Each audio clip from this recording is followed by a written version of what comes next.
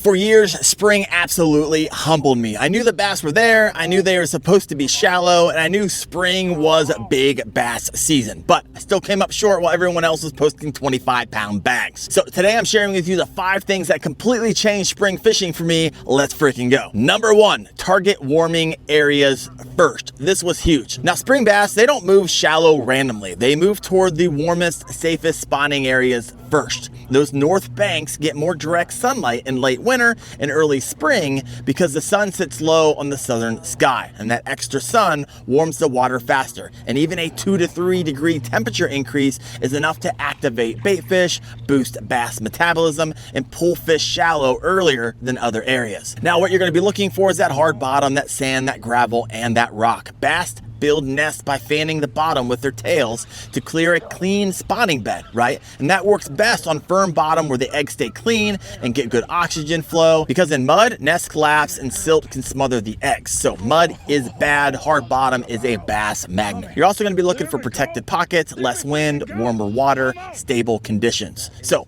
first cover inside a spawning cove, the first dock, the first laydown, the first isolated stump. These are pre-spawn waiting rooms. And remember, spring fish move constantly. If you're not getting bites, move. Number 2, stop fishing the calendar, right? This is the biggest mindset shift for a lot of people. I stopped saying it's April, they should be spawning, because bass don't follow the calendar. They follow conditions. Spawning is driven by water temperature, not the month, right? So bass typically spawn around 55 to 70 degrees, but timing changes every year. Cold fronts push fish deeper, dirty water warms slower and delays the spawn, clear water warms faster and speeds it up. And you also got to understand that spawning, it happens in waves.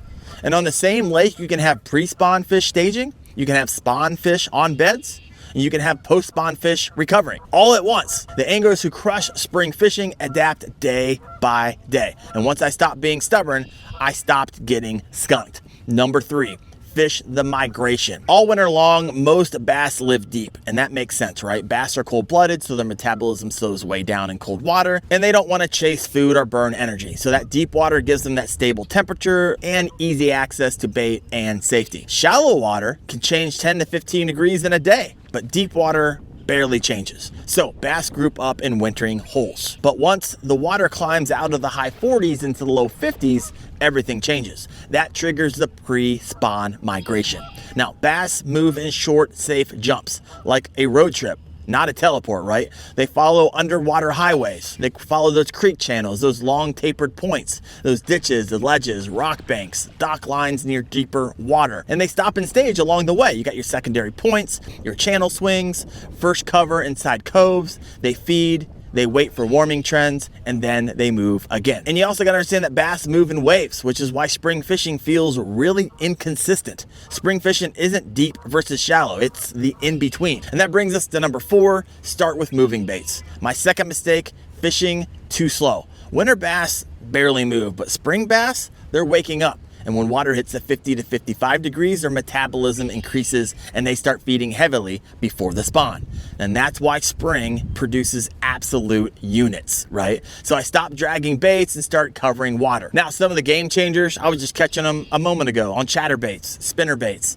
And so those pre-spawn fish, that's a magic combo when you have wind and stained water, because that flash and vibration triggered those reaction bites. Then you have your square bill crankbaits, because that rock and wood, they're gonna warm first. So bang it off cover and get those reaction strikes. Next up, you got those lipless crankbaits, that emerging grass, those shallow flats, rip it free, and boom. And do I still throw a jig? Absolutely.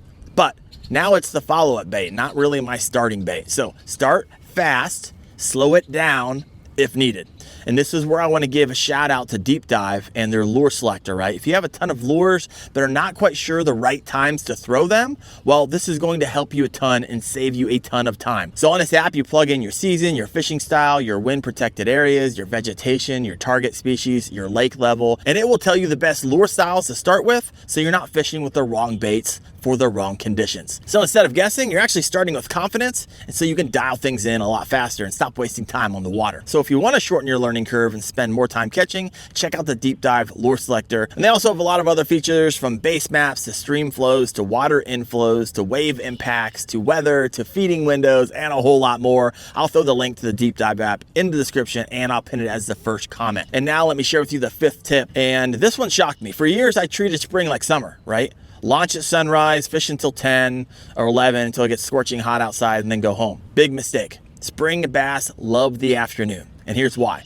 During spring, nights are still cold, sometimes really cold. So every morning, you're starting with the coldest water surface temp of the day. And like I shared earlier, bass are cold-blooded, so their activity level is directly tied to the water temperature.